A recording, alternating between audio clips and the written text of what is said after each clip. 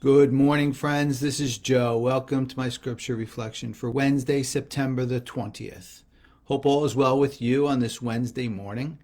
It is a very cool and very healthy type morning here in the Northeast. When I went out of the house, I took a deep breath, and it's amazing how much value that provides to you. We only breathe usually up to here, and we stop our breathing. That's just our habit. And the more tense or nervous we get, it's even less. It's more shallow. As I'm continuing and even increasing my training in the martial arts, I can tell you that it is so therapeutic to take a couple of deep breaths that go all the way down to your low stomach each day. So I would just advise you to think about that and try it and tell me how it works for you. Especially if you're feeling just even a little bit on edge, take that deep breath all the way into your stomach, through your nose, and then out of your mouth. Thinking about bringing in all good things and letting out all negative things. So, with that in mind, I'm going to ask you to quiet your minds and hearts as we prepare to hear today's gospel, which is from St. Luke, chapter 7, verses 31 to 35. Jesus said to the crowds, "To what shall I compare the people of this generation? What are they like? They are like children who sit in the marketplace and call to one another. We played a flute for you, but you did not dance. We sang a dirge, but you did not weep. For John the Baptist came neither eating food nor drinking wine, and you said, 'He is possessed by a demon.' The Son of Man came eating and drinking, and you said, 'Look, he is a glutton and a drunkard, a friend of tax collectors and sinners.'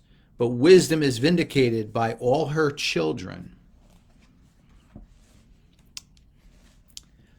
So Jesus, as he always does, is providing us with a up-to-date message here in the year 2023 from over 2,000 years ago.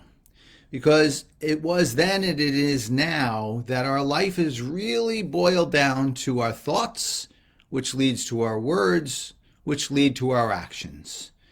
And there's no going back. If you're in actions that are negative, they trace right back to your thoughts. So starting with good thoughts is so important. And I mean that because we are flooded with possible negative, criticizing type comments that are all around us, whether it be in the news or elsewhere, that can really take our thoughts into a negative place. That'll then affect our words, and that'll affect our actions. It's as simple as that, but it's not so easy to do.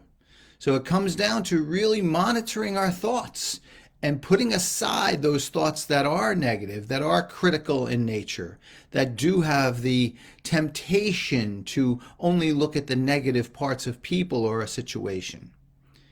And what it comes down to as well, as Jesus uses the analogy of children here in the gospel, as he does several other times, is that we need to be more childlike instead of childish.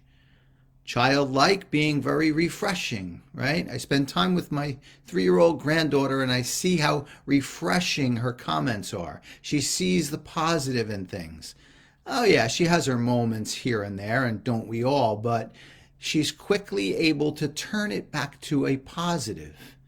So she enjoys the sound of the flute or whatever it may be, as Jesus uses in the gospel. And then her thoughts take her to words and actions that bring her to a more peaceful, more stronger place in her life. And what does that do? That ripples out to others, and they see that. They see it and they react to it. It's contagious in a good way, or it can be contagious in a not so good way, but it all depends on how we monitor, use our thoughts, turn them into words, and then turn them into actions. Well, my friends, that's my message for you on this Wednesday morning. As always, I hope it was helpful, and I hope you could take it into your day. I always welcome your comments and your thoughts. I ask you again to try that breathing. Give it a try, and I'll actually end with that today, included in our prayer. So let's take a few moments to just silent reflection on what we heard today.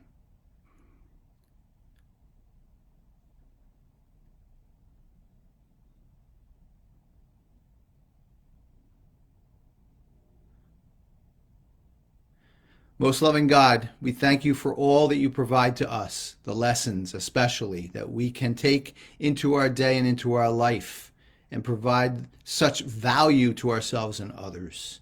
We ask you to have a stronger approach to our thoughts so that they may turn into good words and good actions. Now, with me, everyone, let's take a deep breath in through our nose. Hold it into your low stomach. Exhale it through your mouth. Try that a few times today and let me know how it works for you. I wish you all a wonderful Wednesday, and I hope to see you back here tomorrow. Take care, everyone.